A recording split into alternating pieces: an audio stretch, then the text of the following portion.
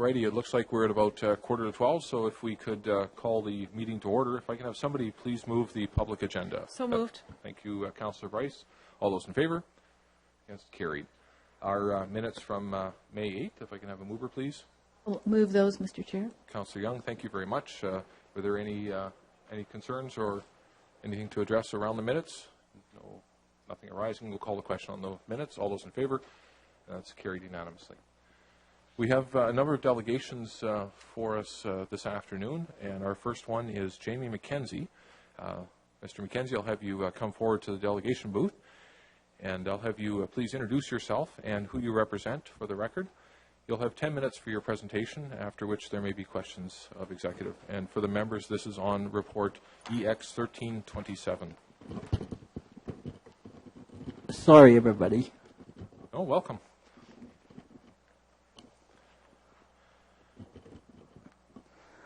My name is Jamie McKenzie. I'm speaking on behalf of myself about the new transit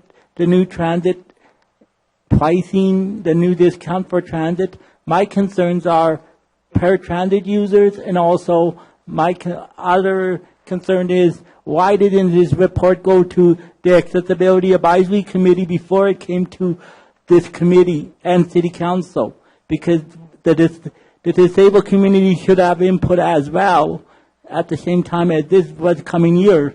But the next meeting of the AAC is not till June 13th. So by then, City Council will have a decision almost made at the next meeting sometime in June. So I'm concerned. So why isn't this, can this be put on hold until the AAC has a look at this before a final decision is made?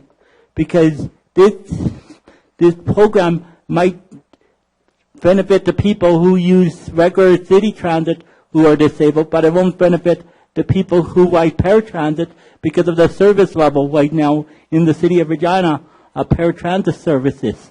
So my concern is having this program introduced without the input of the AAC. So why do we even have the AAC if we don't have the input of the AAC, the disabled community, through the AAC before a final decision is made? Thank you for letting me speak at this committee. Thank you very much. Bye. Thank you, Mr. McKenzie. Just hold on a moment. Is there any questions of Mr. McKenzie before you return to the gallery? Seeing none, thank you very much, Mr. McKenzie. Appreciate coming forward, and we've obviously got some questions there for us as well. There are no other delegations on 27. If I can have somebody move the report, and then we can get it on the table for some discussion.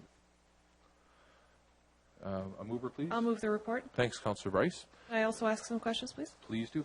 Thank you. So just through you, Mr. Chair, through to the administration, I'd just like a response to the questions that Mr. McKenzie brought forward. Mr. Wanzura. Mr. Chairman, happy to do that. The report you have before you does not change any fees, does not adjust any fees. It simply delegates the authority through the administration to the city administration to make price promotion adjustments.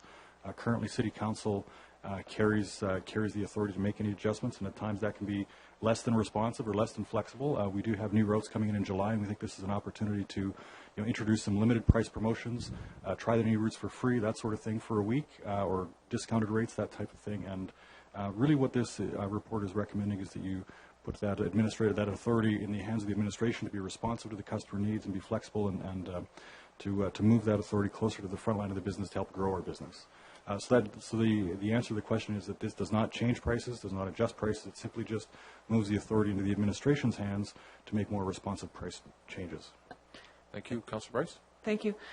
So with something like transit that does affect people all over the city, including those with accessibility issues, is this something we would normally send to the advisory committee or not? Why wouldn't we? Mr. Wanzura.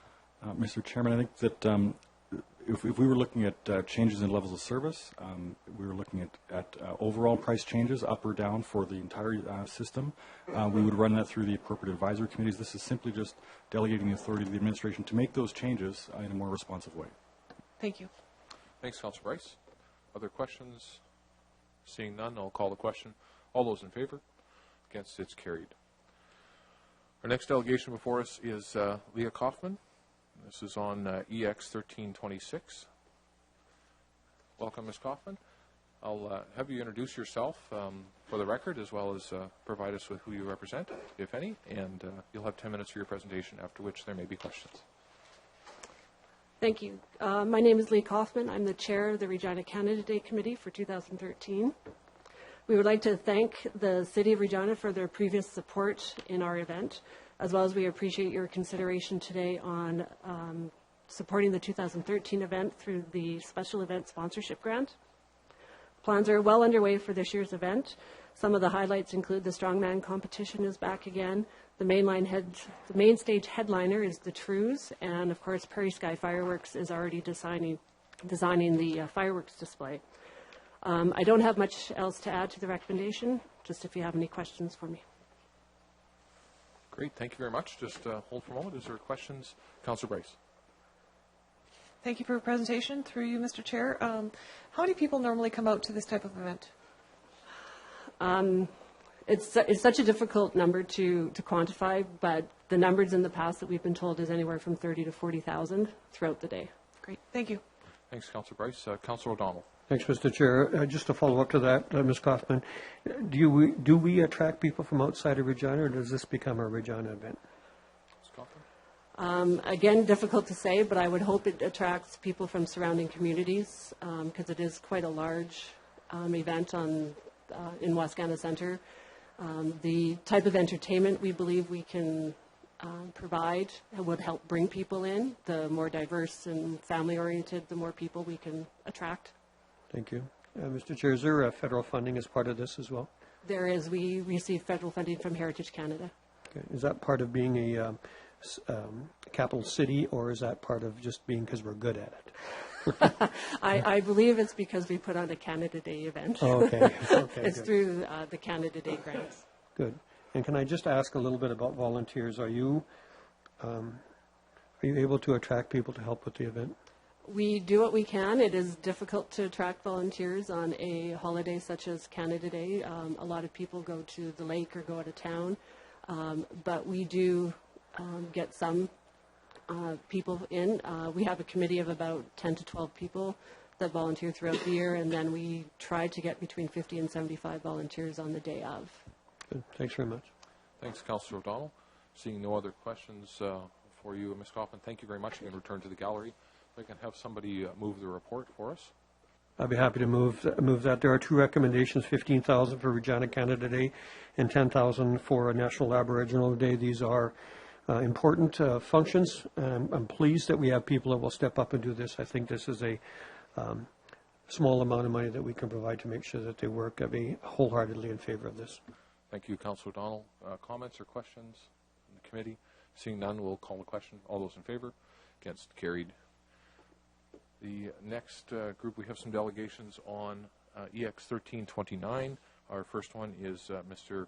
Jeremy Weeks. Sorry, I think it's Jeremy Weeks. Is that correct? Please come forward, sir. I'll have you introduce yourself to the committee and who you represent, if any, and you'll have 10 minutes for your presentation, after which there could be questions. Thank you. My name is Jervin Weeks. I'm the senior pastor or lead pastor at Rosewood Park Alliance Church. Welcome. In the northwest area of the city. And the reason why I'm here today is the proposal for annexation within the RM. We sit in the RM of Sherwood, and we as a church have sat there at the corner of Courtney and Wayland Drive for the past 30 years. And we've been in the city of Regina for 55 years. And the reason why we have put in an application to be annexed is that the church has a desire to meet some significant needs that are being faced by the city. And one of those, or several of those, are the needs for attainable housing. We sit on 40 acres of property and have options for surrounding properties, but we would like to provide attainable housing for those who need housing. Attainable housing for seniors, and the city has an issue with or a need for seniors care, and so part of our proposal, as you have in your package, is to provide a care facility for those that are within our senior community. And the reason for this is when I came to the city 7 years ago, I had a member in my congregation whose wife had Alzheimer's, and she had to be moved to a different facility, and he was in his 80s, and we found that this was a forced divorce. He had to get help to go and see her, and then finally he couldn't drive anymore. And we thought as a church this shouldn't happen. And then a few months later we had about 4 members of our congregation, their parents, who sat in the Pasqua Hospital for months. And this has been part of our vision as a church when we bought the property in the RM, that we would provide seniors housing and a care facility. But on top of this, we as a church, part of our vision, we wanted to also provide recreational type of access to the city of Regina. And so one of the things that we have proposed as a church is to provide to try and raise funds for a recreational facility in the Northwest area. In order for us to do this, we cannot do this in the RM of Sherwood. We may have access to services because we're there as a church. We do have access to services of the city of Regina, but to put in such infrastructure, the RM doesn't have the ability. We are bordered on the south end by the city, and on the east end of our property by the city. And so we as a church minister to the city of Regina. And so we are in favor of annexation into the city of Regina because that's where our ministry is, that's who we're ministering to. And in order for us to fulfill our vision that we've had for 30 years, that's how it's going to happen. And so our board as a church has approved sending a letter to the city of Regina to ask to be annexed into the city. Thank you very much. And it's Minister Weeks, is that correct? Pastor Weeks, yes. Pastor Weeks. Thank you very much, Pastor Weeks. I know we have a couple of folks here. Councillor Hinks, please. Thank you. I have a couple of questions, Mr. Weeks. Thank you very much for the presentation. And before I ask questions, I really want to thank you for the good work that you do in the community in the past and what you're presently doing. Now, you were recently involved in a development in Regina that was in another neighborhood. Can you tell me a little bit about it, the kind of folks that are able to purchase the units and the kind of cost it is to them and how your developer and you assist them with that? Because I think it's been a secret for a long time. And really, I only hope to meet reports on the kind of development that you're doing and what you've done. We owned 3 acres in the Rosemont, Gray, and 7th area, and it was St. Patrick's School. We had one of our churches that we planted that had closed, and so we retained the property. Upon doing so, we looked at different ways to try and provide some need within the community. And the option to develop that area came. We had developers who came to us and said to us we would buy it for whatever the price was. And we turned it down because we really wanted to make an impact in that area. And so we partnered with a developer, New Rock Development, where we sat with them, discussed with them what their vision was and is. And their vision is to provide attainable housing. And so in doing so, we investigated with them. We thought that this would be a trial thing that we could do.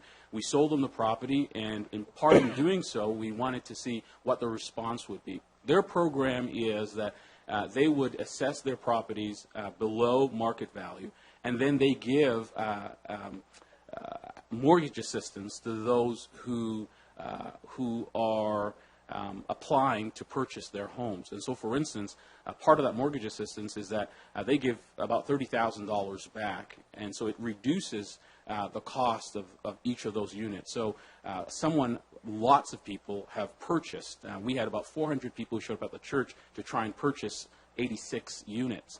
And they are now selling those, or you're getting to those units probably at about $1,000. You purchase them, they're yours, $1,000 a month, and there's an mortgage assistance program that helps them with their mortgage. And we've had a lot of our people and people within the community who have purchased some of those. And that's what we would like to see on a portion of our property at Courtney and Wayland, that we're able to provide and continue to allow people who cannot get into a $400,000 or $500,000 home, that they can find accessibility into a home, because we believe that home ownership instills pride and value into a person, into a family. And so that's the program there at Gray and Thank you. But the one area that I was asking about also was, are you familiar with the down payment part that New Rock offered to people? Yeah, I am. Part of that down payment is that you're required to put 5% for any standard home. With New Rock and with this program, you are not required to put your 5%, or in this case, you're putting $12,000 down, or depending on the price of the house. In this case, they're asking that the purchaser would put between $1,500 and $3,000 down as part of their down payment. So it's a substantially less amount that you would require. And in some cases, there's 0% that you put down because they help you with your mortgage assistant or your mortgage down payment. And so that's part of the program which allows people to come into an attainable housing development like Rosemont Court. Again, the kind of people that are purchasing these are really they are really people in the need. Am I right? Well, they are. A single mom, those sorts of single mom, a senior, a person who is, and here's something about the program. You may be someone who have a ton of student loans, and the bank looks at you and someone looks at you and says, you can't afford to purchase a house.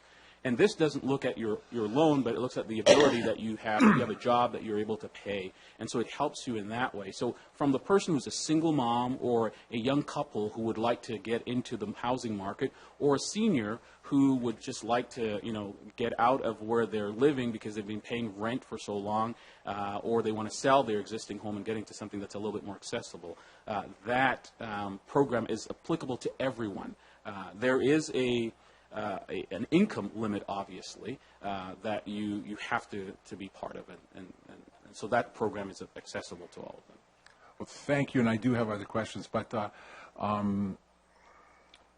I just hope the media is listening, and I hope the Prairie Dog's listening too, because it's a great story to tell, and your story hasn't been told. Now, in your new development, is New Rock also involved with what's going in there? Yes, part of trying this at Rosemont and Gray and 7th, we wanted to see how it worked, and we wanted to see whether or not the program was accessible as it was claimed to be, and we were satisfied.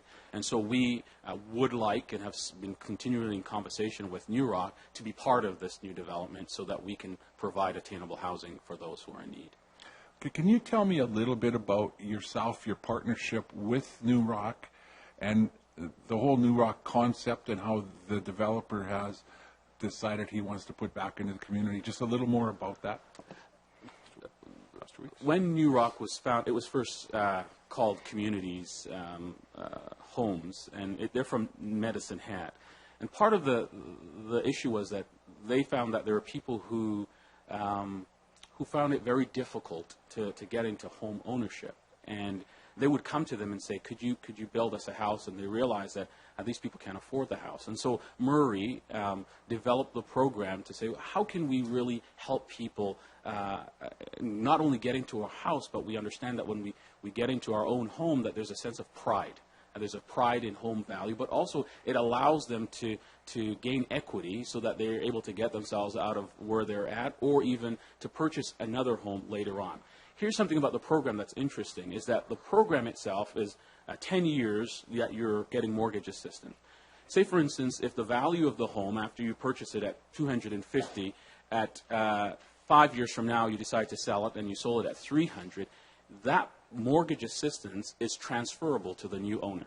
And so it's not limited just to one owner. And so we looked at that and we said, okay, so this is something that can continue to different people. And so it allows a young couple that I've just married and they are trying to get into a house, and I can recommend them, or to someone who is a single mom who can't afford to pay $1,200 or $1,400 a month for a single apartment with one bedroom and 3 kids that they have. This gives them, and these units are 1,300 square feet, and so it gives a sense of pride of ownership. So the developers themselves looked at this and said, we really want to see value in people, and we want to see people have their own homes instead of being struggling with landlords who are not taking care of their facility. And for them, it's a matter of, it's part of their value, and part of their value is to provide housing for those who are in need. And so they have cornered the niche or the market in this area, and we're glad to partner with them in that way, because as a church we believe and we're called to feed the hungry, clothe those who need to be clothed, and to provide shelter for those who need to be provided shelter for. And so we're not a developer, but that's part of our mandate, and we have the ability as Rosewood Park, with the land that we have, to try and accomplish that here in the city of Regina. Well, before my last question, again, I want to thank you for all the great work you are doing in the community. And my last questions are you available for the media to do a positive story if they come to you after you do your presentation? Pastor Weeks? To really give them an opportunity to report something really I usually shy away positive from the about media as best as I can. Okay. No, Thanks. I'm willing to do that. Thank you. Thank you. Other questions for Pastor Weeks? Councillor O'Donnell. Thanks, Mr. Chair. Afternoon. Good afternoon. You have provided us a document that shows a potential plan. Can I be clear? This has not come before Regina Planning Commission or the No. RM Assure. This is your conceptual plan, am I correct? That is a conceptual plan that we provided to our congregation at our annual meeting on Sunday, Yeah. and I thought that that would be something that we could bring to you today. Perfect. I appreciate that. So if I could just be a little inquisitive about some of the plans I see on here. In addition to an indoor and outdoor soccer facility, I see a community center and so on and so on. Actually, based on the diagram, the existing church looks rather small compared to what else is planned. Is this open to the public, or is this a facility just for the church It's congregation? a great question. The desire for the church is that it's open to the public. It is again, we saw the need and we see the need. And part of having that property, when the property was bought 30 years ago, the church is named Rosewood Park, and named after our first full-time pastor. We used to be at Woodward and Woodward Avenue, and so they took the wood out of Woodward and Rosewood. And the desire of the elders was also, when they added park, was that the environment that the property sits on one day would be a park-like environment for the community around it. And so 30 years ago, they thought, well, what kind of recreational needs were there? And they thought baseball diamonds. And so they wanted to put baseball diamonds. And now it's 30 years later, and the biggest need is soccer or whatever the other needs may be. And so as we look at felt needs within the community, that's one of the areas that we zeroed in on and said, if we're going to use this property, we want to use it for the good of the community and not exclusively for our church. And so, yes, it is open to the entire public, and it is for the entire public. Maybe church owned and run, but it is for the public to which we're doing this for. Perfect, thank you. I note on here 174 condo units, 62 units of single family, and looks like from the picture anyway are proposed seniors. Now, the development that I see in front of me, is this the whole 40 acres? That's the whole 40 acres. Okay, perfect, thanks. Thanks, Councillor O'Donnell. Other questions of our delegation? Seeing none, thank you very much, Pastor Weeks, for coming forward, and have you return to the gallery. We'll consider our next delegation we have before us. Mr. Jim Elliott. Please come forward, Mr. Elliott. Have you introduce yourself and who you represent for the committee. You'll have 10 minutes for your presentation, after which there may be questions. You've got a handout. Actually, if you'd like, I'll just have Councillor Hawkins, if you can just pass them around, that'll work. Thanks very much, Jolene. Welcome, Mr. Elliott. Please introduce yourself and who you represent, and you'll have 10 minutes for your presentation. Thank you, Mr. Chairman and members of the Executive Committee. I'm here representing myself. The concern that I have respecting the report before you is, I think, in many cases, is looking far too into the future, and at best projecting something that you may wish to have, but I'm not sure whether you can fundamentally confirm that in fact it will happen. It's also based on a lot of what I would call speculation rather than necessarily current realities. First, right now the city's discussing a question around population growth to close to 300,000. To begin to project to anything further than that, I think, like I said, it is almost in some respects a waste of time. even projecting to the 300,000 population base that's now being considered, a lot of assumptions have to be aligned in order for you to get that far. And one of them is that the population now would need to increase consistently 8% per year cumulatively for the next 50 years. So, and I'm not sure whether even that is realistic. Regina's growth over the year 2006-2011 was under 2%. Even the provincial average was only at 1.34%, and even this past year was only about 1.5%. So I'm not sure how realistically the population is going to even get to that level. Another thing is that when we're talking about in the neighborhood of 50 years or so, we're going to have to live within what has been called a post-peak oil or a post-carbon society. Now, some experts have actually said that we've actually passed peak oil at this point, and what that does is, in fact, it dictates a different type of scenario to what we've currently been living in, and that one being a fossil fuel rich or a cheap energy economy. When energy becomes more and more expensive and scarce, that will dictate a significantly different manner of building and planning. And so far, I haven't seen the city even begin to consider that type of a scenario within its current plans. Not to mention going forward, even 25 years, which I think we need to consider at this point. The one other feature to this that I think needs to be put onto the table is water availability. Currently, our city population has adequate water supply from Lake Diefenbaker. But what I would see if we were to go to the scenario that's being presented to you right now, we probably wouldn't be in the neighborhood of about a $2 billion investment in water infrastructure in order to get that water from Lake Diefenbaker to Regina, if in fact you're going to go in the direction of the 500,000 people. Now that, again, I don't see any government stepping up very quickly to pay for that or even to plan for that. There are some plans in place for some increases, but those are principally towards supplying the potash mines that are currently proposed. Now, if those potash mines decide to not go forward, then I guess we have the potential to capture that water. But at this point, I don't see the potash industry slowing down. Next question I have in respect to coming is where are these people going to be coming from, and how do we actually provide living accommodations for them?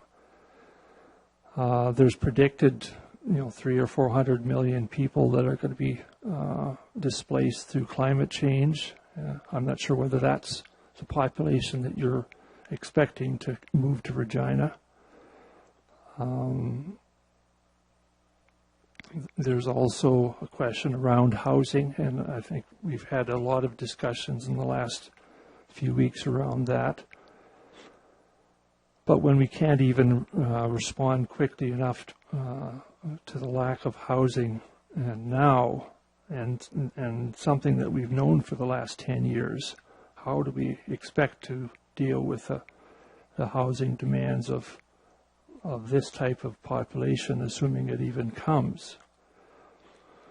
And I guess lastly, the question always comes back to infrastructure. How are we going to pay for the infrastructure to support this population when we can't repair or replace 80% of our current infrastructure?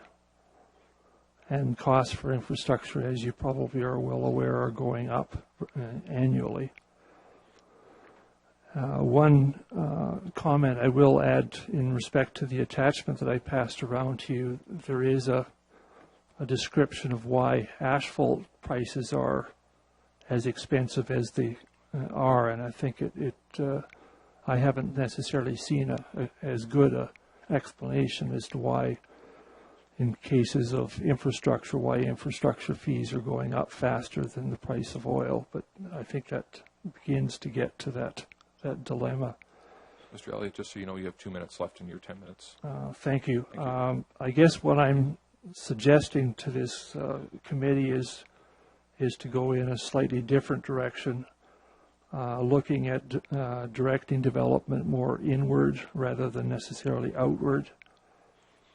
So we get to about half of our development would be built on current infrastructure. We also need to go to this post-carbon or post-peak oil scenario and start to think about how we redefine our city, as well as how do we build in that type of a scenario. And lastly, we need to localize much more of our current resource needs, including our food production. So I would rather have the land that's being considered now be moved into food production rather than development. So with that, I'll close and answer any questions you may have. Thank you very much, Mr. Elliott. Questions of our delegation? Councillor Bryce. Thank you. I just want to clarify. So you think we should not plan for the future of Regina because of the increasing costs in fuels, the needs of the the needs of food, and because we don't know where people are coming from? I think we're currently planning for the 300,000 numbers, and I think that's more realistic. I don't think we need to be jumping or leapfrogging past that discussion and begin to push out to the 500,000 numbers as the report suggests. I think we need to be a lot more current than this report suggests we should be. Okay, so just to clarify, you are in favor of the planning to the 300,000 then? To the extent that it'll take us, potentially more than 50 years, but I think that's a reasonable increment of growth that we can consider at this time. Thank you. Thanks, Councillor Bryce. Other questions for our delegation? Seeing none, thank you very much, Mr. Elliott. You can return to the gallery. Our next delegation before us is Ned Kostanek. Welcome, Mr. Kostanek. I'll have you come up to the delegation booth. I'll get you to please introduce yourself for the record and who you represent, and then you'll have 10 minutes for your presentation, after which there may be questions. Thank you. Mr. Chair, members of the Executive Committee and City Administration, I am Ned Kostanek. I'm the Vice President, Regina Land for Dundee Developments. Dundee Developments is a major land developer in the city. We are here today in support of the report 1329, Sustaining Long-Term Growth, before you today. We have major holdings in all future growth areas of the city. This includes Foxdale in the northeast, a portion of the towns in the southeast, Coopertown in the northwest, Harbor Landing in the southwest. The majority of our land holdings fall within the southeast, southwest, northwest sectors of the city within the current development plan. These sectors form the majority of the growth areas under the forthcoming official community plan. A major portion of the land holdings in each of these sectors today are within the Sherwood Rural Municipality. Approximately 2,000 acres of the lands that we are planning and were described above are currently in the RM. We all acknowledge we are at a new norm relating to growth in our province and the city. This growth is based on job growth, investment capital. Economic investment is based on the provision of necessities of growth and employment, such as housing, education, culture, and recreation. All essential infrastructure. In preparation and continuation of this new growth, in employment population, we need to secure an appropriate land supply and to satisfy and perpetuate sustained growth. Predictability and accessibility of lands is required to ensure growth is sustainable. This strategic report and direction is required to assure and solidify the long-term growth potential for the city. We applaud and support the report and this initiative. We look for and appreciate the support of the Sherwood Rural Municipality and provincial government in this initiative. Thank you. Are there any questions? Thank you, Mr. Kosnick. Councillor Hinks. Thank you, Mr. Kosick. First of all, I've watched over the years your company and the predecessor, Karen's, and the way you've adapted to whatever market trends are and affordability and that sort of thing. I will get to the question here. But I go back to the 70s when lots were cheap, but housing was expensive, and you built like Walsh Acres with small houses on big lots, and then Lake Ridge, where you built, land was cheaper, and you built the big houses on big lots, and then you adapted to Garden Ridge when property got to be out of control or higher, and built the small houses on small lots. Now, when you develop these new areas, do you intend to do what the market is, adapt to whatever the market wants? Very good question. Absolutely. The market has driven our industry to adapt. We definitely don't build and they shall come.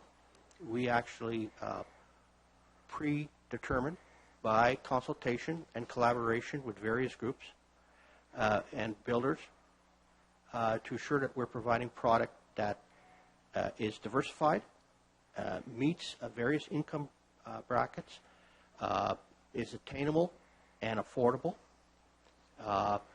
We've been very successful in our Harbor Landing community, primarily in the last number of years, by market coming in, and we have a very good mix and diversity of housing product in the same development.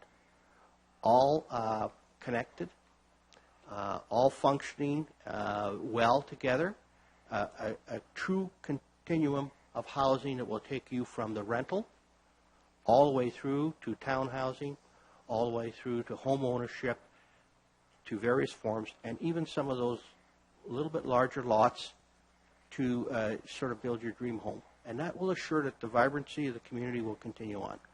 We see in all the communities that we just mentioned earlier, we see that happening. But that has to happen with some certainty and some planning. And we need to assure that the jurisdiction criteria is set so that the City of Regina have the ability to assure there is sustained development and growth in all those areas. Thank you. Now, in your opinion, and I know you've been in the business a long, long time, what would happen if this annexation weren't achieved? What would happen to development in Regina?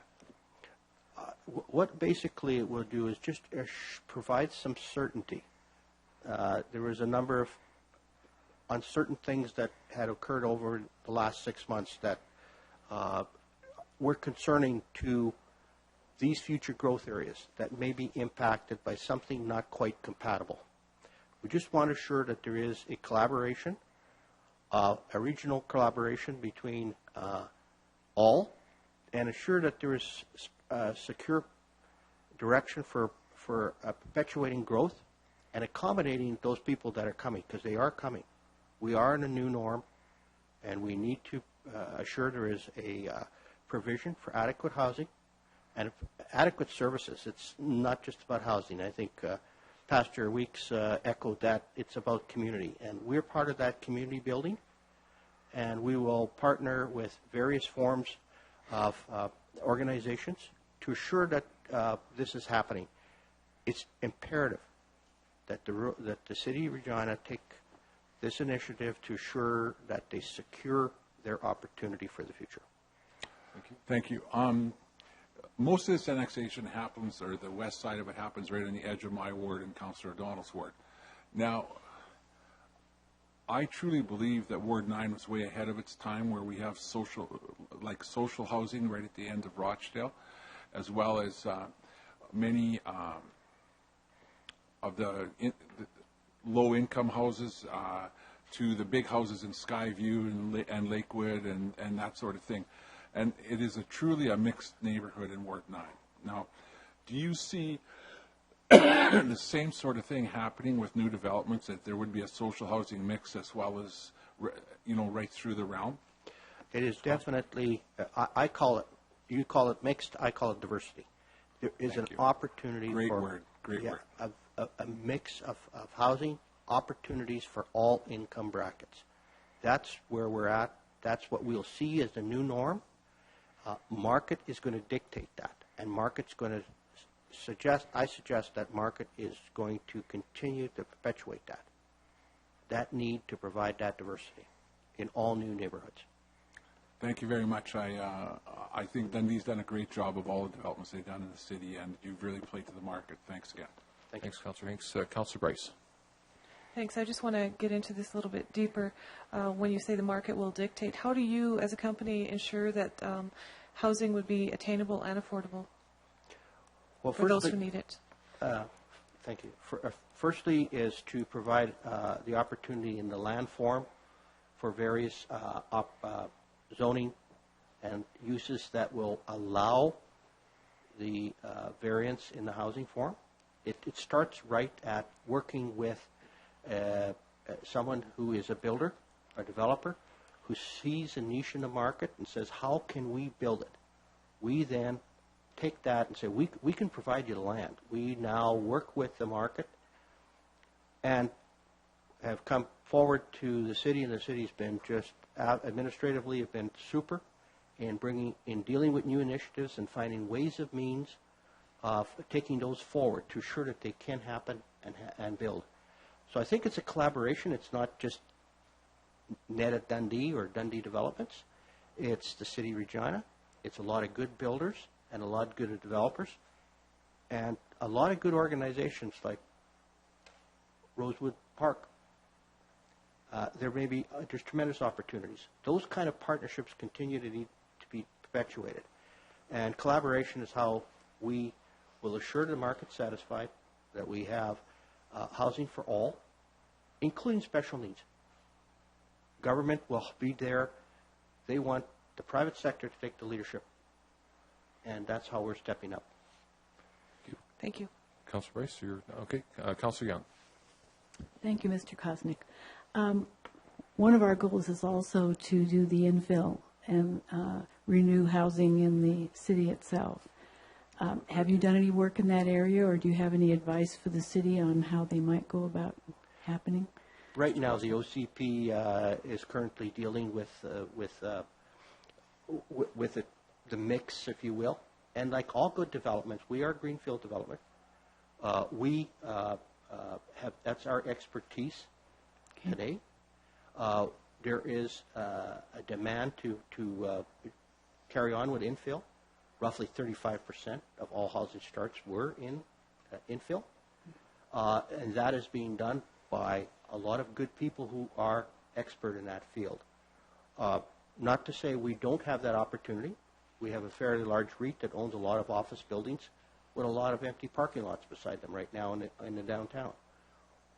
That's another issue. There is opportunity all the time, and we will be looking at that.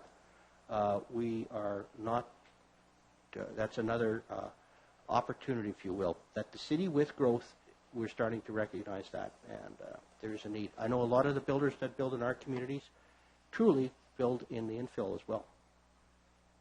Thanks, Councillor Young. And I think Councillor O'Donnell, you did want to ask a question. Thank you. Thank you.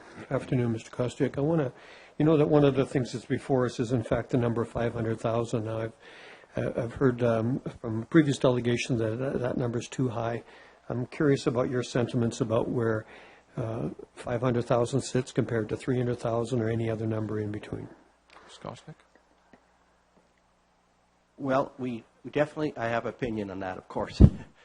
And my opinion is that 300,000, and in fact the OCP is being geared to 300,000 mark for 2014. I would suggest that That's too little, too late. We are going to be there before we even know it. We're probably talking 15 years. One thing we need to understand is that 500 is not unrealistic. 500 is where we should assure that we're protecting ourselves too. Annexation does not mean it gets developed. That's another process. That will come in due course. The annexation is to control and to secure the opportunity to grow. Our community to the south, or to the north, Saskatoon, is planning like 1.2 million. So 500 to me is reasonable. In fact, it's the right thing to look at right now. It does not take, with the last growth segment that we've seen over the last few years, primarily we're not losing our people, and secondly, we're getting in migration. The amount of investment that's coming in to the province in all forms, and particularly if we just take potash, for instance, the billions of dollars that generates, with that comes a tremendous employment opportunity. In every employment position that's brought in, and some will be found locally, some will be coming from outside, we see a potential spin-off of 8 service-type jobs. So population grows quickly as soon as you have job growth and economic growth. So 500, it's there. It's what we need to do. And it takes us to a natural planned or a planned perimeter around the city, because we, with the future bypass, it also includes employment opportunities, employment centers as part of that, because that's key to the population. Thanks. Just a follow-up question. I seem to recall out of the Housing Summit that land was a conversation piece. In other words, if we don't open up some more land, then we are in fact affecting affordability. Can I get you to comment on that, please? Mr. Costa? As soon as you create a undersupply and the demand is there, that's what really affects affordability. You'll automatically drive all new prices up because the supply is limited. And not only that, as soon as you drive that price up, you will affect resale. You will affect the existing home prices, and they will only be driven up. Have a good supply. Assure there is a choice for communities, how you're going to maintain, a choice for purchasers, that's how you're going to maintain affordability. Have enough supply to satisfy the market. The market will dictate the pricing and keep it at a reasonable level. Thank you. Thanks, Councillor O'Donnell. Thank you very much, Mr. Kosnick. Any other questions? Councillor Hawkins. Thank you, Mr. Chair. Mr. Kosnick, I'd just like to ask the following question. Without the proposed annexation, would you see the necessary services and infrastructure being in place that would enable you to develop the lands you now hold in the RM4 housing? Or do you think that the annexation is a necessary part of that infrastructure being in place? The annexation is necessary to have the infrastructure in place. Thank you. Seeing no other questions, thanks very much, Mr. Kosnick. You can return back to the gallery. Thank you. Our next delegation before us is Mr. Chad Novak. Please come forward, Mr. Novak.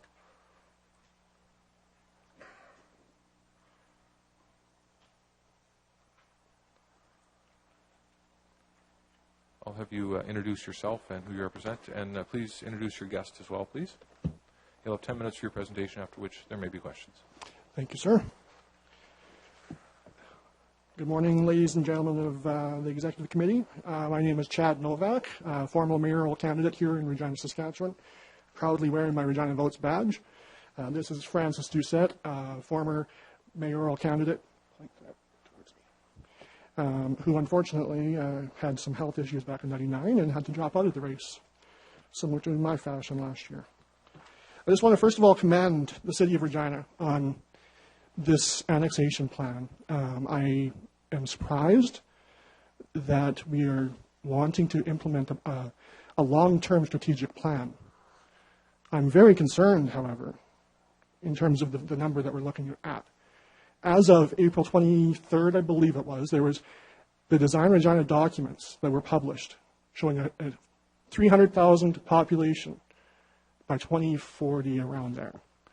All of a sudden, out of nowhere, last Friday, it even took the RM by surprise, 500,000.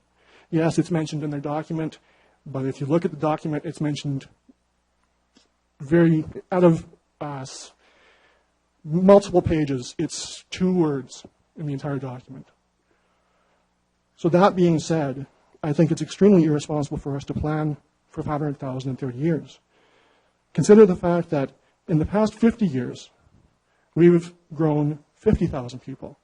In the past 100 years, 110 years since Regina became a city, we're at what, 180, 190,000 now?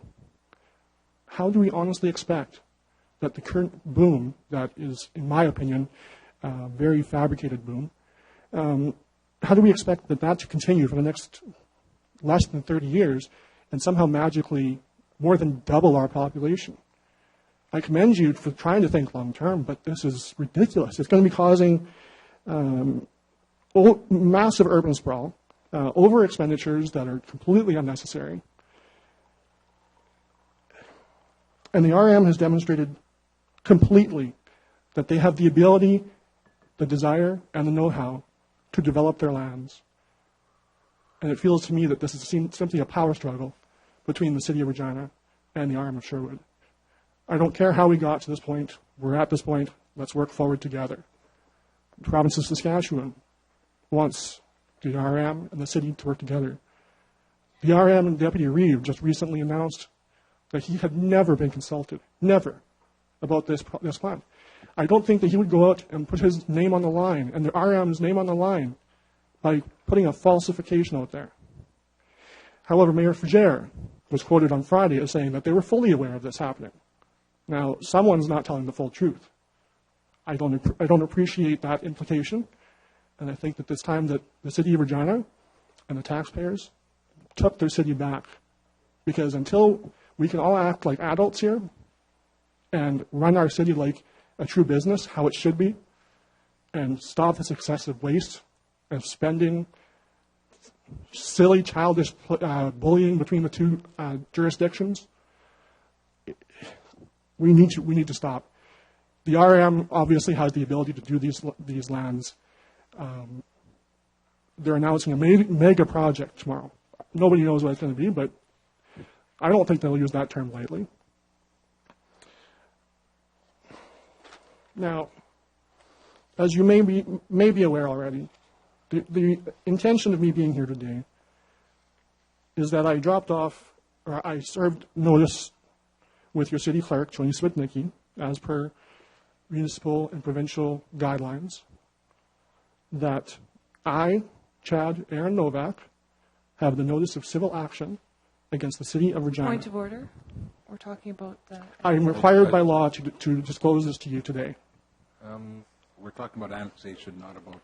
I am required by law to disclose this. Could the administration please confirm? I'm going to refer to our legal counsel on this.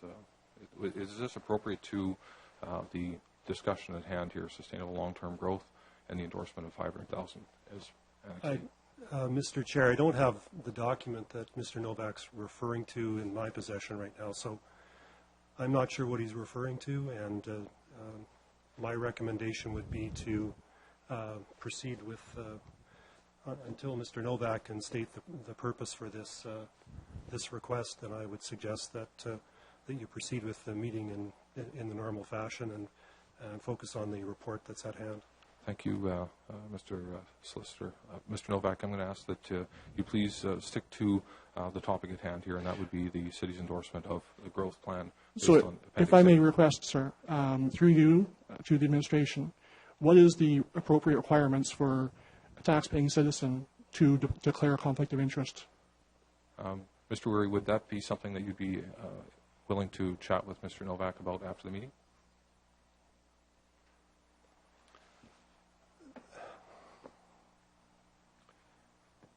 Mr. Chair, I'll review the document that Mr. Novak says he's served on the clerk's office, and we can provide advice to Executive Committee as required. Thank you. That You return to the again, subject. once again, sir, Mr. Chair, that doesn't answer my question. My question is, if a taxpaying citizen is required or is wanting to present their concern with the conflict of interest of a member of City Council, what is the proper protocol? I want an answer on that. I know what the protocol is. Now I'm curious to see if our administrator, our legal team in our City of Regina that we pay our tax dollars for. This is your opportunity to present to us your thoughts and ideas I'm around our asking growth. you, sir, a question. I'm not in the position to give you answers, and you're not No, in the you position to aren't. ask questions. You're here to provide us with your brief, which you're doing. And that's if you part stay of my brief. on task, That's part of my brief, sir. acceptable. If you are not going to stay on task, then I'll ask you to return to the gallery. So before us is the recommendation to endorse $500,000 or $500,000 growth area. Please respond just to that. Okay. As I said before, I am extremely concerned with the fact that we are planning for something so ambitious, and we're putting statements out in the media that is very irresponsible. We're telling people something that has no fact behind it. It is obvious between the RM and the city that there has been some tension over a number of years, and the RM is showing a completely different story. I've been in discussions with the RM administration. I know personally what at least the administration is aware of. And I know for a fact that this is complete shock to the administration at the very minimum.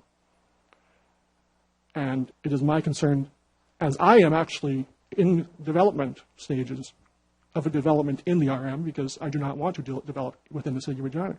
And if it was there, if this was not known to them at the time that I have been discussing with them over the past 6 months, the lands that I have in question are also the parts of the lands that you guys are wanting to annex.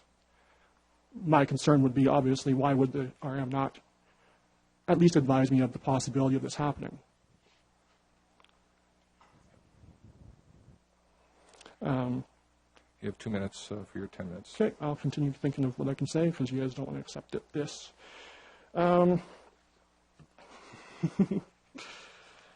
What else can I say? Just basically the fact that I ask you to keep in mind the fact that we have not grown.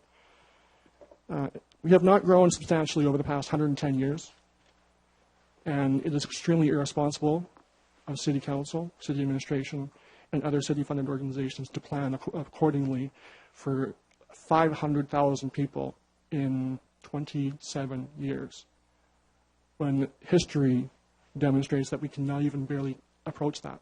Yes, we're in a current boom, but booms have busts. And I personally do not want to see the city of Regina realize what comes from that bust, including the possibility of bankruptcy, which is evident in other municipalities in North America. I want us to be a responsible, forward-thinking community who is willing to work as a partner with its neighboring municipality. I thank you for your time, and I will open the floor to any questions. Are there any questions of Mr. Novak? Seeing none, thank you very much. You can return to the Thank gallery. you, sir.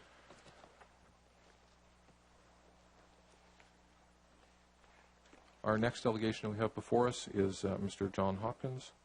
There he is. Mr. Hopkins, please join us at the delegation booth.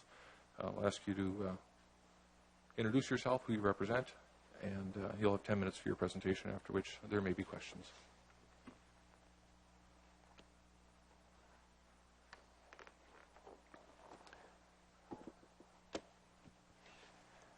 Good afternoon, Mr. Chairperson, members of the committee. My name is John Hopkins, and I'm the Chief Executive Officer of the Regina District Chamber of Commerce. I'm here today in support of the Sustaining Long-Term Growth Report. Mr. Chairperson, some of the basic fundamentals for orderly investment include a market for the product and/or service, an environment that is conducive to investment, the tax environment, labor supply, regulations, that type of thing, and C, closely related, the actual planning environment that allows sustainable development to occur. The ultimate question from our perspective is what is the best structure to achieve a stable, predictable, and secure planning environment now and for decades to come? In our opinion, the answer is the plan being proposed. The issue before us is about sound planning principles. Where does residential go? What about commercial? What about industrial? And what about institutional? And how well does this fit within the context of a growing community? In a nutshell, this is about big picture thinking. What does the Regina of 2063 look like? And how does it function? Saskatchewan, and in particular Regina, has come a long, long way over the past number of years in setting the stage for investment to occur. Be it the tax changes that have occurred, which have made us more competitive, improvements to the regulatory environment, as well as the ability for employers to compete not only nationally, but internationally for employees, given the reality that Saskatchewan, in many ways, is the land of opportunity. Mr. Chairperson, there are many developers in this community that have been investing and will continue to invest in our community. In many cases, they are making investment decisions that are years in the making. These are complicated developments that require the utmost in terms of predictability from a planning perspective. Some of these are basic needs like, where will I get water from? What about wastewater, fire protection, as well as a myriad of other local services? In our discussions with these developers, both directly and indirectly, we have been told that there is support for the annexation plan to occur, not because it is annexation for the sake of annexation, but because these developers require city services in order to properly develop their holdings. These developers are asking for the annexation. This report and the public annexation discussions are about ensuring that there is an effective, predictable, sustainable planning structure in place for the future, not only of Regina, but for the entire region. The growth that is being considered is for 500,000 people, which is being viewed as excessive in some quarters. However, when one considers that Saskatoon has a planning horizon that is looking at over 1 million people, it puts Regina's planning context into horizon. In fact, we have talked to some who believe that Regina should be looking at 1 million people as opposed to 500,000, and those discussions took place at the Housing Summit. Mr. Chairperson, what is at stake are decisions that are worth hundreds of millions, if not billions of dollars. In addition, we are talking about the future of the capital city of this province. This is a critical turning point. The outcome of this discussion will have dramatic impacts not only for the citizens of our great community today, but for many generations to come.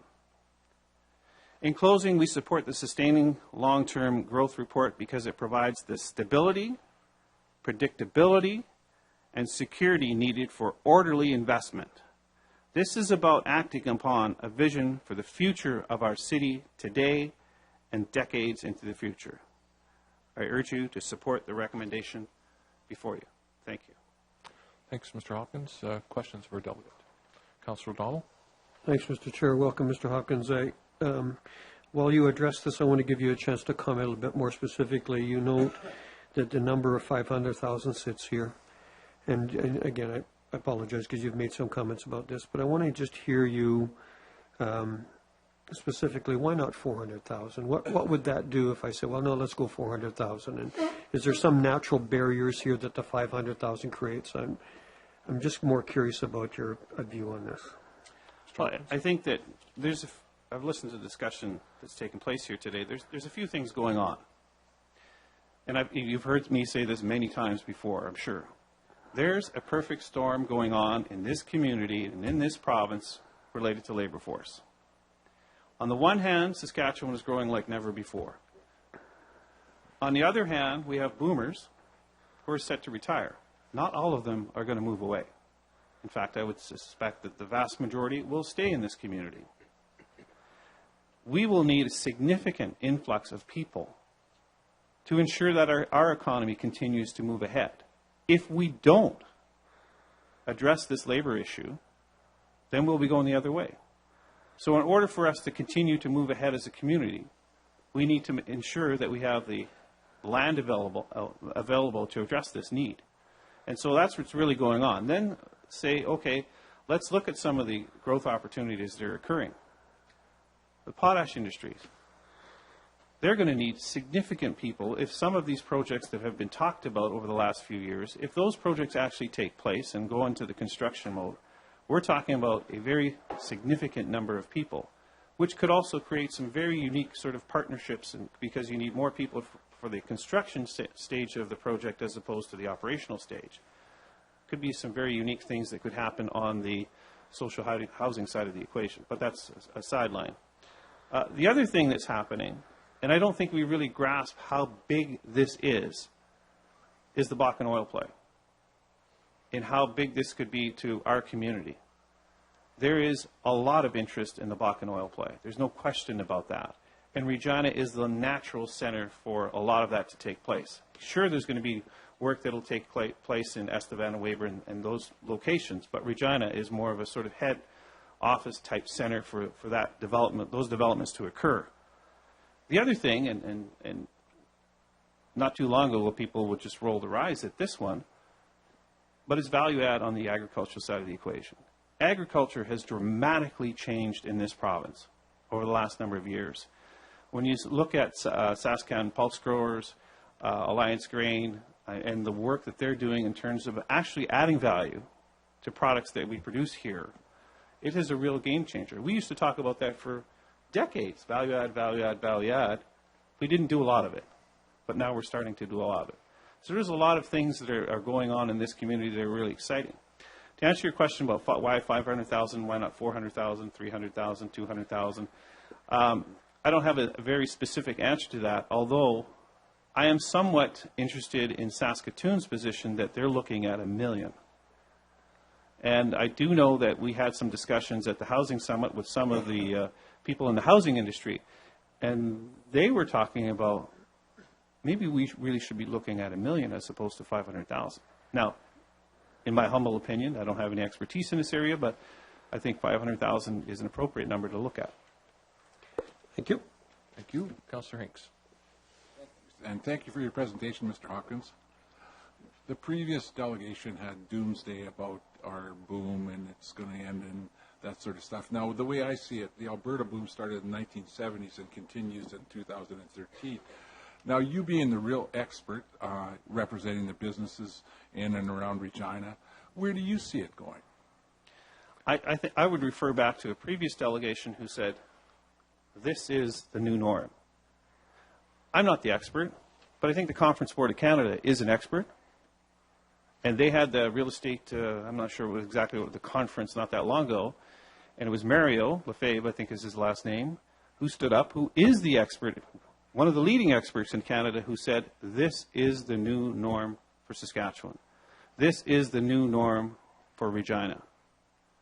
And so I'm not the expert, but he is. And from the economists that we get in to talk to our chamber, we've had a lot of economists this year. We had the economist from Scotiabank who came and said this is the new norm. We had the economist recently from, where was he from? Sorry, BDC.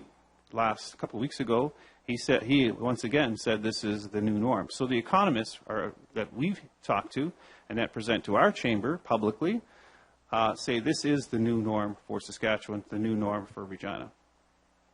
Thank you. That's interesting. The new norm. Could you expand a little bit on that? You know, jobs, housing, business. What you see in the future? Well, not that I want to go back, but the best way, I suppose, is to go backwards a little bit. There was a time when we talked about contraction here. It was not about growth. We lost generations of our youth to other provinces, most notably Alberta, and because there were no opportunities here. And that was the reality. We had negative population growth. I remember not that long ago I was looking at some work. We did a program called Action Regina many years ago now. And I looked at that presentation, and in that presentation, we were looking at population growth, and we actually had negative population growth. The the job numbers were bad. I mean, we were not doing well. In fact, one of the job numbers was the services sector. We did okay in the goods producing sector until you realize that only 15% of our jobs actually came from the goods producing sector back then, and 85% came from the services producing sector. We were about 24th place in the country for cities in terms of how we were performing back then. Now, let's fast forward to today. We either lead or are among the leaders in GDP growth in this country. And this has happened for year over year over year. This is what's normal for Regina now. Not to be among the basement, but among the leaders year after year, if not the leaders. And the economists, the experts that look at this, continue to say that this is where we're going to continue to be in terms of growth. The one caveat I'm going to put on that is we must make sure that we take care of the issue of where are the people that we need today and tomorrow are going to come from. And on that front, we're working very, very hard in terms of immigration. It's one of the things. There have been many new people. In fact, I was downtown yesterday. I was walking around downtown, and the face of Regina has really changed. People from all over the world now call Regina home. And it was quite remarkable because we were walking around. I was looking at people that were walking around, and it was quite remarkable. So that's an important part. In fact, there's some people that would say that a lot of the growth that is occurring is because of the international growth that's occurring in this province, in this city. Another thing that we're doing in terms of engaging is engaging Aboriginal people like never before. That's an important part of the strategy. We need to make sure that we continue to work on that. And are we as successful as we'd like? No, but the numbers are improving. And we'll continue to work on that because that's an important part of what we're doing. The other thing that we're doing, sorry, I'm off on a bit of a tangent here, and I'll just close with this last one. Mm-hmm. The other thing that we're doing is we're training more and more people. We actually work with employers to say, okay, what specifically do you need? And then we'll match with the training institution to say, okay, we need to do this. And maybe I shouldn't say this, but I actually chair the Regina Trades and Skills Center. And that's exactly what we do. Do we need drywallers? Okay, let's train for drywallers. And it doesn't matter to us whether it's a union or a non-union. We work with unions to actually say, okay, we need scaffolders. Okay, we'll work with the union hall to provide that training. So we get people out and they're making good money. And they're having really successful careers.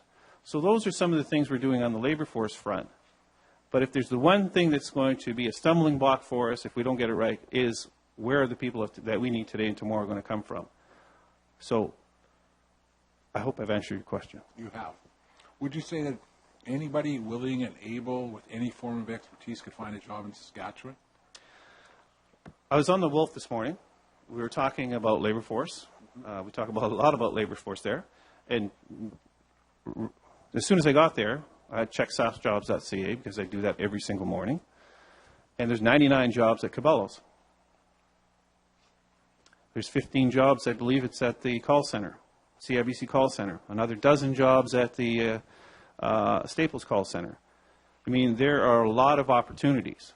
And a lot of these are entry-level opportunities, but it's not just like entry-level opportunities. It's everything from somebody pouring coffee, which there's a huge need for, to all the way to doctors and, lawyers. And the list goes on. I mean, that's sort of where we are in terms of labor force needs. It's all across the spectrum. So there's no question that there's, if somebody's looking for an opportunity, it's out there. And also, if you're looking for training opportunities, those are out there also. And we want people to be successful in this community. So going on that, it's really important that we develop the city further so that we have places for these people to live that want to work and play here, right? Exactly. Regina is growing. This is a great thing. I mean, not everything, and it's growing within and outside. I remember many, many years ago we were involved in the downtown, and we actually started that whole trend in terms of converting underutilized buildings in downtown to residential. The Motherwell building, the old CIBC building, the TD building, and the list kind of goes on there. Very, very successful. Now we're seeing that growth because it's a great lifestyle to be living downtown. It actually is. And now we're seeing new developments occur. And I have great optimism now for Capitol Point even. I mean, so there's a lot of things that are happening inside the city. The pastor talked about his infill development that's happening. There's others in the city. And so there's a need to have a balanced approach in terms of working with those things, components within the city, as well as outside of the, I wouldn't say outside of the city, but continuing to grow the size of the city. Thank you, Mr. Hopkins. I love your enthusiasm and your zeal for what's going on in our city. Thank you. Thanks, Councillor Hinks. Councillor Flagel. Thank you, Mr. Chair, and thanks for joining us this afternoon. Your submission, not your comments now, but your submission, is that yours, your board's, or your members? Well, I represent our members. Right. Our board represents the members, and I represent the board. Okay. So essentially, I represent our membership. I just wanted to clarify that just for everybody to know, because it's important. I mean, because a lot of times people, you know, it's their own opinion, and that's all that matters. But how long have you been in the position of executive director, CEO? Executive director? Since 2001. So if I could, you've seen a lot of changes in the last 12 years. My question is, did you ever think, and I'm going to leave it a little bit open, that Regina would be where it is today back in 2001? Mr. Hopkins? One of the first jobs I had, and I referenced it a little bit earlier, was a plan called Action Regina. Yeah. It was our hope that we could see this community grow. And to tell you the truth, what happened is I started to present this plan, and it was scoffed at big time. People were just like, what are you smoking something? Like, what are you doing? And, you know, it was about growth. It was about creating jobs. It was about creating opportunities and creating wealth in this community. And today, if you'd asked me in 2001, would I think we'd be where we are today? I would hope for that, but I would have said no, probably not. So it's quite remarkable we are where we are. And you know, I think that City Council over the years, the number of City Councils over these number of years have played a role in all of that, an important role in all of that. The stage has been set for investment to occur, and for job creation, and for growth in this community, for all participants of the community, not just one segment of the community, but for everyone in the community. Mm-hmm. Thanks. Also, I'd like to get your comment on about if the city was to listen to the people, and Councillor Hinks refers to the naysayers and whatever, but to the people that think it's, big picture and all that stuff, if you think small, what happens, in your opinion?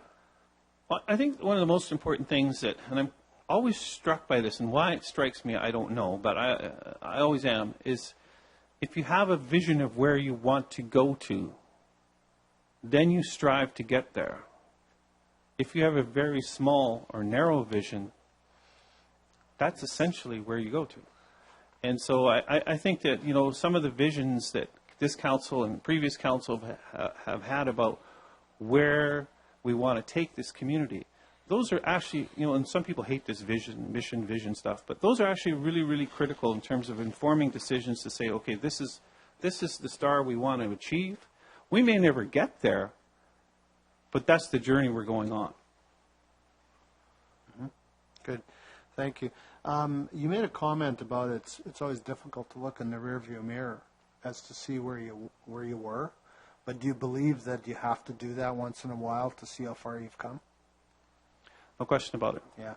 And one of the great things, and I told them you should never personalize these things, but one of the great things and one of the things I'm most proud of is my kids, and I've got 6 of them, my kids can stay here and find careers here. Yeah. They don't have to go to Calgary. They don't have to go to Toronto. I mean, if they want to, that's something else entirely. But they have jobs, 3 of them, because 3 of them are old enough to work. Mm-hmm. They have jobs in this community. So my question, a point of that is, did you think that in 2001? No, it was almost preparing for them to leave. Yeah. You know, where are they going to go? And Calgary seemed to be, Calgary or Edmonton seemed to be the most logical, but now they're here and thriving here. Perfect. Thank you. Thanks. Thanks, Councillor Flagel. Next, we have Councillor Young. Thank you, Mr. Chair. Thank you, Mr. Hopkins, for your presentation and your answers. And you actually already answered the first part of my question, and it was about labor force issues. And you talked about bringing people in and immigration, which we've seen really enrich our community. But then what I was going to ask you about is the training and education of people who are already here, and especially for First Nations youth. And you mentioned the Trades and Skills Center. And I am coming to a question.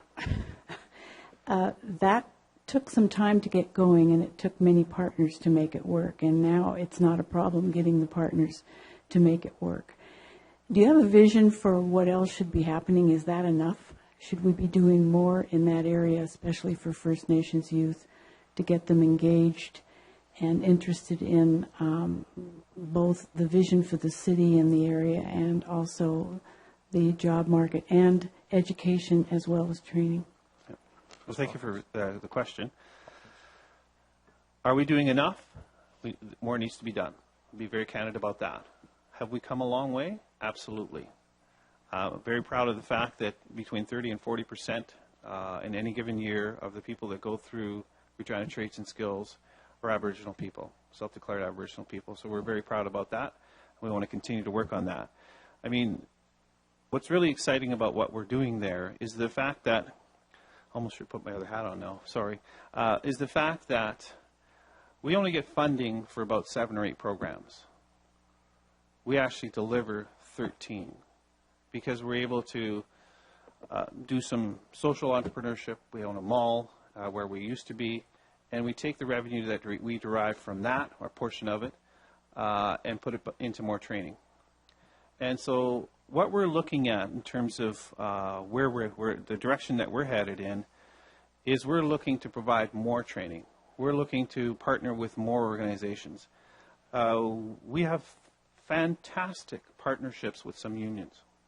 Unbelievable partnerships. It works for all of us. And so that's an area that we're working at. We're working with individual companies to say, okay, what training for labor force needs do you have that we can take you from where you are to where you need to be in terms of some of the people that are applying. That's working. We've had some aha moments, and this is one of them, and that is we get employers to sit around the table with us, and we ask them, okay, so what are your needs so we know what training we need to provide in this next year. And the one thing that happened was, well, John, we put an ad on SAS Jobs or wherever, and we actually get lots of resumes. They're just not trained to the level that we need to get them in the door. So for us, it was, okay, what else do we need to do? So here's my example. And sorry, I'm going off on a tangent here again. It's sort of like, I want to become a plumber. I go to the plumbing company, and they'll say to me, well, you have no training to become a plumber. We can't give you a job. And you need to go to your apprenticeship and all that. And they're like, well, how do I get started? Well, nobody knows. And that's kind of sort of the way it was.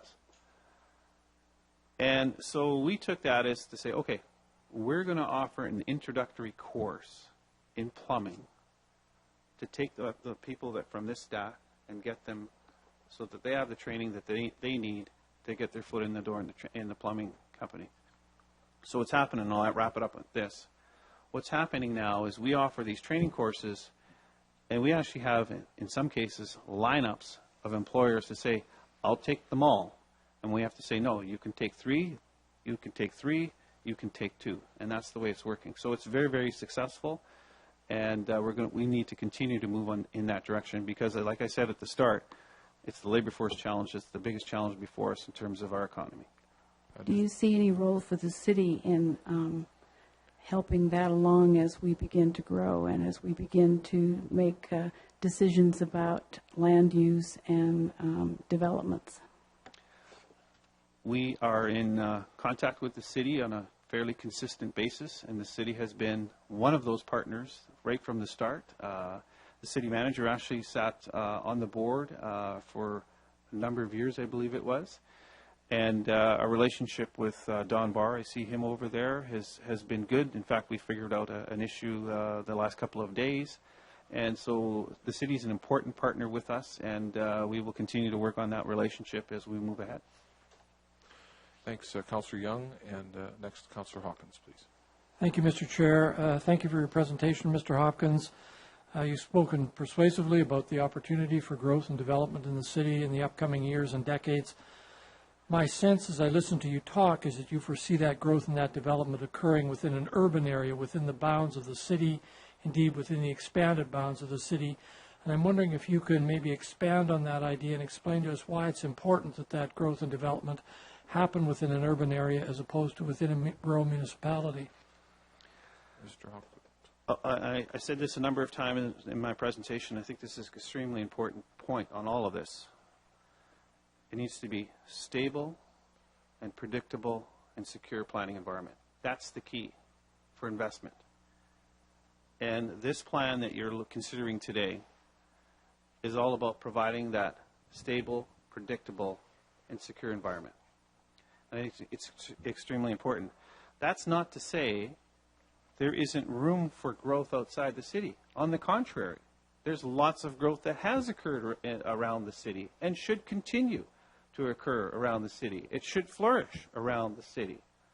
But it's important that the city itself continues to be the economic driver in this region, because it is the economic driver. Thanks, Councillor Hawkins. Other questions of our delegation? Seeing none, thank you very much, Mr. Hawkins. You can return back to the gallery, and we'll consider the report before us. If I could have a mover for the report, please. Thanks, Councillor Hinks. Comments, questions on the recommendations? Councillor Fraser. Great, thank you, through Mr. Chair. So yeah, this makes sense to me. We don't want lack of land to be a hold-up to development. Just two questions, though. What is the added cost to us for taking on this much land? Like, I mean, potentially enough land for decades and decades and decades. Is it sort of revenue neutral for us to hold that land in the meantime, or is there an actual cost to us? Thanks. Mr. Barr? Or, oh, sorry. I'm having Diana, sorry. It's okay. Through you, Mr. Chairman. At this point, just to be clear, the report is looking at the 500,000 growth area as a basis for sustaining the long-term growth. So we will be talking with the RM of Sherwood regarding this. We have shown these areas on April 22nd in a public meeting, and on May 16th they were provided those documents, and again on May 22nd. What we want to do is go forward and look at our long-term growth and sustaining this area for protection. So that'll be through a combination of annexation and through policy. So depending on how it comes out in the end after negotiations, what happens is the lands do come into our area and it needs to be phased. Right now our OCP is looking long-term for the 500, but the 300 is the detailed plan. And that's really where we start looking at our costs for servicing, phasing of development, and how things will proceed. With any city, we want to make sure that we have our long-term growth plans in place. It's not uncommon for cities to look at 50 to 100 years growth.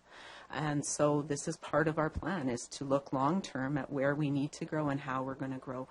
So as far as the costs go, the 300,000 will have those numbers.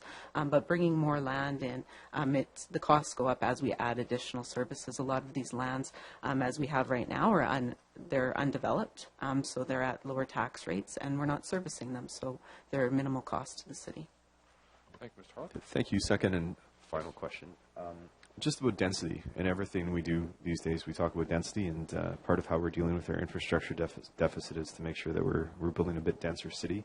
And as Councillor Hanks alluded to, a lot of our neighborhoods that have been built in past decades how dense they are. It has to do with, with land prices and availability. If we were to annex, or, if we were to come across 300,000, room for 300,000 people or 500,000 people, does that affect how we're able to dictate density? Thanks. Through you, Mr. Chairman, right now we are looking at a 70-30 split, so 70% of our new population would go into greenfield development and 30% would be infill within existing areas. We would be projecting that out, and through time we're hoping that, as a couple of the delegations noted, the market starts to change and dictate new densities based on costs and different factors. So what we've seen already is that our current OCP was at an 80-20 split, 80% greenfield, 20% infill, and we're already seeing improvement at a 75%, 25%. So the life of the plan that we currently have has already shown the market forces changing to even better density, and what we're planning for is to have a 70-30 within the existing plan, and hopefully through market we'll see a better improvement going forward. Thank you, Ms. Harlock. Councillor Thanks. Fraser. Good, thank you. Councillor Hinks. Thank you.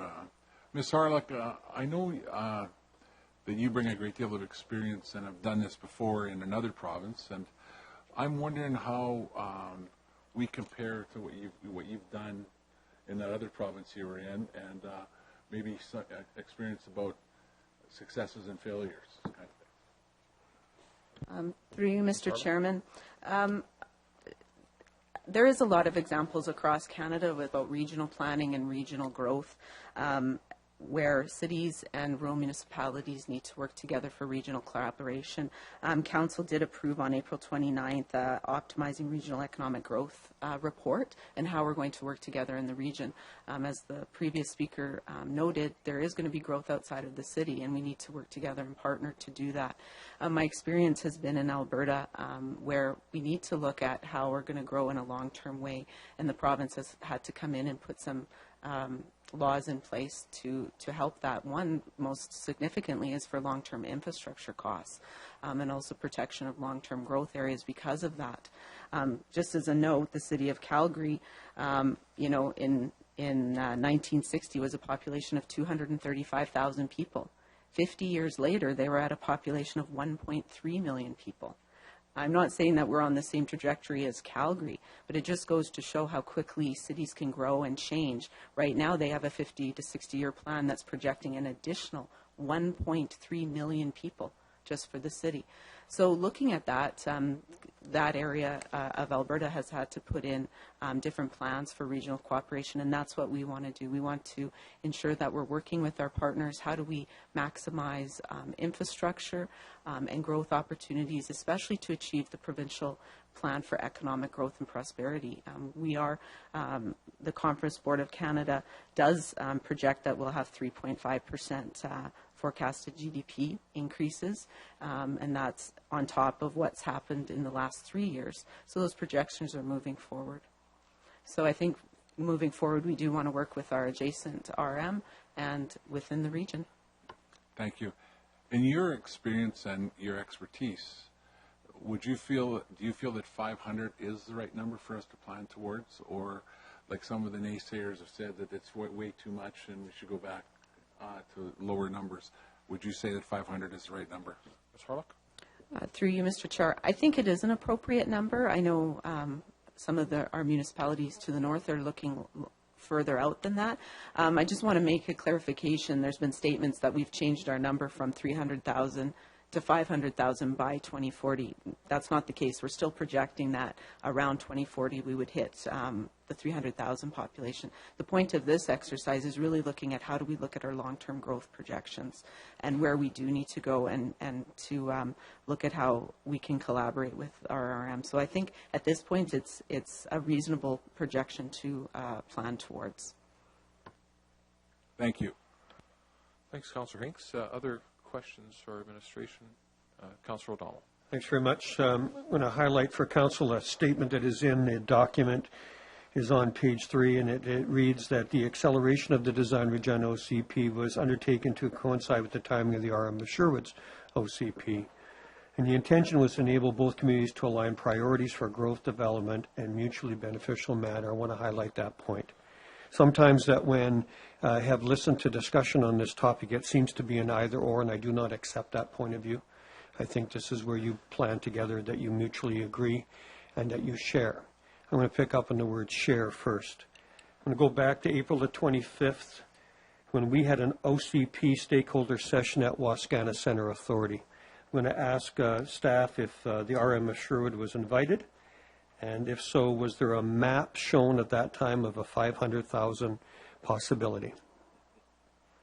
Ms. Harlock? Yeah, through you, Mr. Chairman. Yes, there was Councillor Joe Rapensky and the Planning Director, Adam Toth, which was there.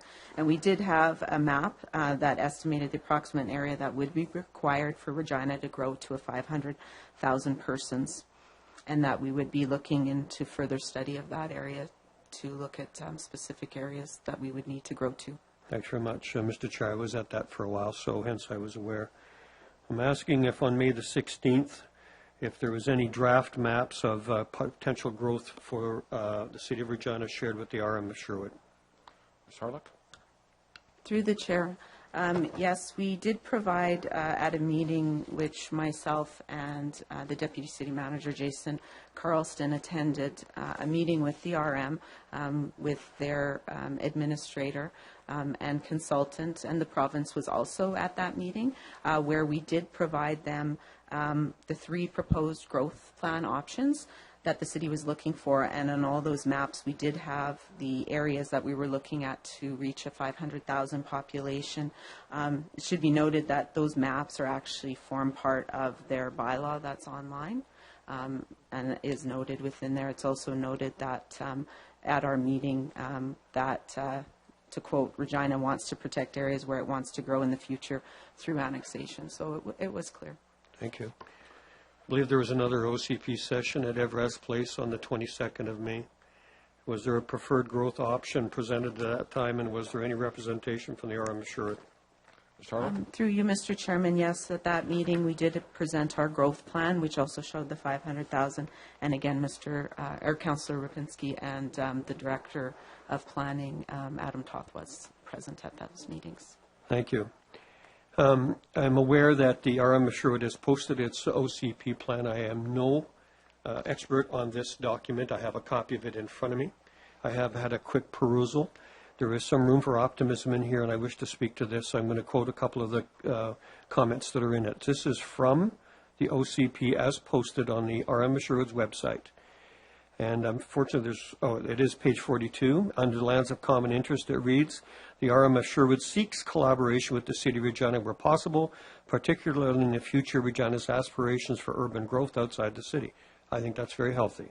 Farther down on land use 9.5, within lands of common interest, uses will be permitted that do not impinge on the long-term growth objectives of the City of Regina. Again, I say that sounds very collaborative. Further down on page 44, future boundary adjustments. It reads under 9.11, the lands of common interest are fluid and subject to change over time. Further on 9.13, future expansion and annexation by the City of Regina of lands within the lands of common interest should be phased to allow for transitional development. Can I ask our staff if that was the plan, and was that the way it was presented, that it would be transitional? Ms. Harlock? Through you, Mr. Chairman, we have had discussions and want to further our discussions with the RM of Sherwood on how we could have compatible uses within the areas as they transition into the City of Regina. Thank you.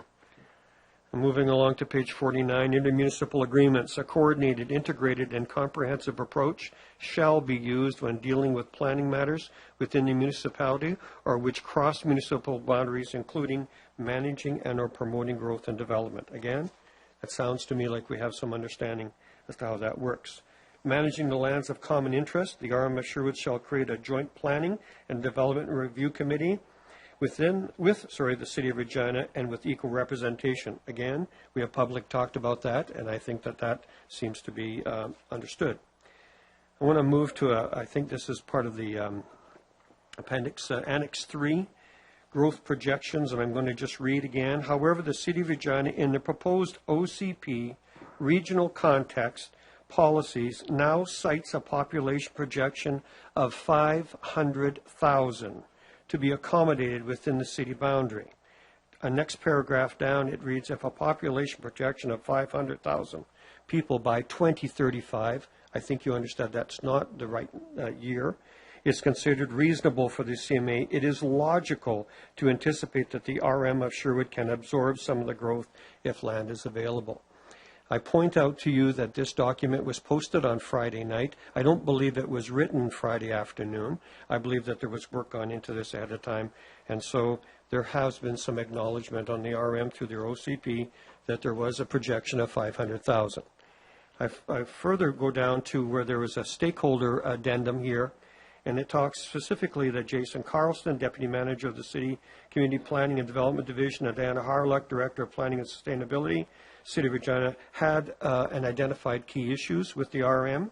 They include that Regina wants to protect the areas where it wants to grow in the future through annexation is part of that statement.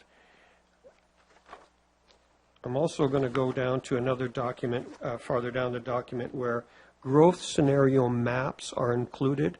One shows the 300,000 population growth, and one shows the 500,000 growth. This is included in the OCP. And one of the other diagrams here is that the RMF Sherwood has a map that shows what they would like to do. And when you have a chance to look at this, you can decide for yourself. But there is high-density housing, commercial and industrial lands that surround our city. So that is a public document, by the way. My comments are this, Mr. Chair. One, I have seriously thought about this whole notion of 500,000, and you note that I asked a number of the delegations or listened to others about how they feel about that. I believe that we have a responsibility.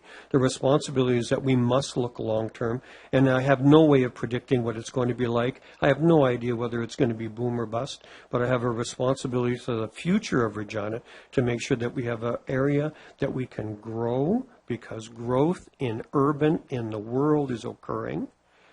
And we must look to at least some number that is, and in my view, reasonable. I know that Calgary is looking at another 1 million people because they post signs in their city to talk about that. The city of Saskatoon initially talked, when they were doing their OCP, of 500,000. They have now doubled that because of pressures of growth. It's not up to us today to determine what it's going to be. It is up to us to protect what it will be. I believe that the 500,000 is reasonable. I want to state very clearly that the whole notion that when we look at this is about regional cooperation. We have talked openly on the floor of council about wastewater treatment plant and how we include. You know very well we have talked to some of the other municipalities about how to do recreation together. There was no need here to choose either or. We're talking about open raw farmland. That's really what we're talking about. That does not impede any development around that fringe so that we can in fact be sustainable, predictable, and that we can drive investment. You heard clearly from at least one of our delegations that we have people that want to come here. Where they come from is of no interest to me. They just want to come here. That jobs and economic growth are part and parcel of what's going on, but we must provide housing and we must provide communities where people can play, recreate, where they can grow and raise a family. And that's really what this is about. This is tied directly to our OCP, which was under full consultation with our community. 300,000 is the short-term goal. 500,000 to me is at least where we should be looking. I'll be voting for this. Thank you, Councillor O'Donnell. Other questions, comments? Seeing none, I'll just make a few brief comments. I appreciate very much the opportunity to serve on council, to be here, to carry the public trust. And that trust is given to us not lightly. As elected people, we are asked to uphold this position and to make good, sound decisions for the communities we represent. And I believe that's what we're seeing here today. No amount of rules and regulations can bring back trust when it's lost. So I know that everything that we do here is carefully scrutinized, looked over, carefully addressed, and made sure that as we go forward, we have a strategic plan, something that does make sense, something that does carry us into the future for our kids and our kids' kids. Because this goes far beyond us. This city will be here long after all of us are gone. And what does it look like? I don't know. But if we don't at least prepare the land around us to make sure that we have opportunity, we're going to have problems. So I believe this is a very sound decision, and I believe this is a great strategy as we move forward, and I'm very happy to support. So seeing no other comments or questions, I will call the question. All those in favor? And it's unanimous. On to our next item of business. We have, is it 28, I think, Comprehensive Housing Strategy Implementation Plan. If I can have a mover on 28, please. I'll move it. Thanks, Councillor Hinks. We've got 3 recommendations. Any questions or comments to those? This is on the Comprehensive Housing Strategy Implementation Plan. Councillor Fraser. Thank you, through Mr. Chair. Just 2 quick questions. The first has to do with Appendix A, the final draft of the recommendations, page 51. Just wondering if somebody could explain. Sorry, actually, the first one is on page 22. Just wondering if someone could explain direct control district, if there's some specific area in mind or how that might actually play out in Regina. Thanks. Ms. Harlock, would you be able to help us out with direct control district? Yeah, no, that's no problem. I appreciate you got to shuffle through a bunch of paper to find that, so that's fine. Just take your time. Through you, Mr. Chairman, with the direct control district, we can have that in the bylaw, and it is to identify where the city wants to have specific controls over the use and the development of the land to preserve or enhance the character, the environmental area of concern, or historic or cultural or archaeological. I can't say that word. Archaeological and natural, scientific, or aesthetic sites. So it's very specific to that site. It's in the Planning and Development Act that we can use those means.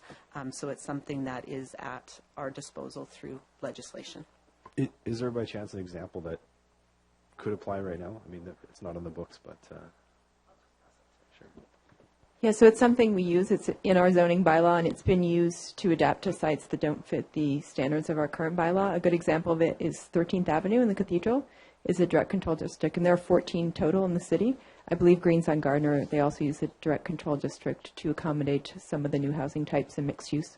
Okay, then, sorry, could you just explain the proposed change here? If we do use it already, this would just sort of broaden the scope of it? It wouldn't be a change. It would be using a tool we already have in place. Okay. Great. And the second point is just Strategy 20, which is on page 51. The intent of that strategy, I think so the Strategy 20, in the official community plan, permit housing per persons with special needs through a range of housing types in all residential land use designations. To me, the intent of that is sort of that we're going to diversify the range of special housing types. But in the intent of strategy, which is Strategy 20.1, allow the development of special needs housing that is potentially limited by required separation distances or by limit on number of group care facilities in a certain area. So the details of it say we're actually going to remove some of the requirements we have right now for separation distances. So I'm just a little, just wondering if you could clarify kind of the intent of this, if it is actually to diversify special need housing throughout more communities, or if this potentially is opening the door for us to have a densification of special need housing within one community. Thanks. Ms. Berry? Thank you. Through you, Mr. Chair. So this would be something that would be considered with the official community plan coming forward. So looking at within the housing policies, currently the Regina Development Plan imposes a separation district to alleviate an over-concentration of special needs housing. There's concern that that's also limiting the ability of special needs housing to be addressed. So we would consider in the official community plan removing the separation district to allow for more special needs housing throughout the city. Okay. Would it be removing that completely, or would there be a chance to maybe adjust it to meet? I mean, I just think we hear a lot of feedback, NIMBYism, and that sort of thing for this sort of housing, and I think without any of those rules, it's often the communities that are least able to voice their concern that'll end up with a lot of the concentration of this. So it concerns me if we're going to remove it completely, I guess. Through you, Mr. Chairman. No, the intent was that we would review it through the zoning bylaw and do some consultation on it, because it is one of those situations where it affects people in different ways, and we want to make sure that we evaluate the choices we make with regards to this policy quite in depth. Okay, and final, just point out, what would be the process then to actually, I mean, if we pass this today, I guess we're not actually changing it at this stage. Where would the actual change take place? Thanks. Through you, Mr. Chairman, it would go through the zoning bylaw because this provision is within our zoning bylaw. So we would go through a public consultation process, looking at amending it and consulting with the different groups, and then we'd bring a report forward through RPC, which would ultimately come to council as it's an amendment to the zoning bylaw. Okay, thank you. Thanks, Councillor Fraser. Other questions or comments? Councillor O'Donnell. Thanks. Is this report going to council? Ms. Harlop? Through you, Mr. Chairman, yes, on June 10th. Thank you. Second question is, the request is for $200,000 so that we can hire some staff. Can you be specific in terms of the responsibilities of those staff as it relates to housing? Ms. Harlop?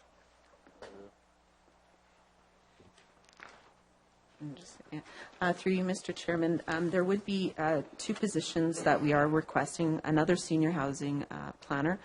Ms. Barrett is a senior housing planner right now, but we would ask for another position of senior planner, and that one would be specifically to support the current senior housing planner by administering the programs and policies and collecting and analyzing and data and trends and evaluating the success of the housing programs and policies.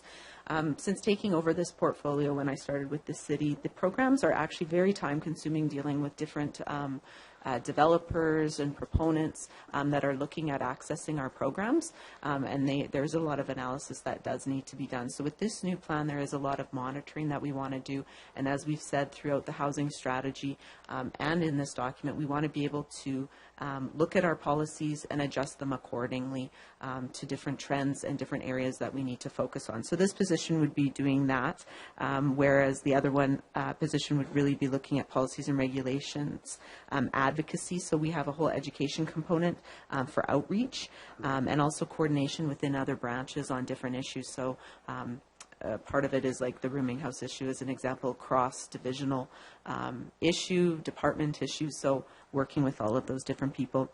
The planning assistant would be more of a support role to look at the actual procedure manuals, collecting and file, recording information, and doing general administrative assistance, because as I said, there's a lot of paperwork involved in administering our program, so it would be helping in that respect.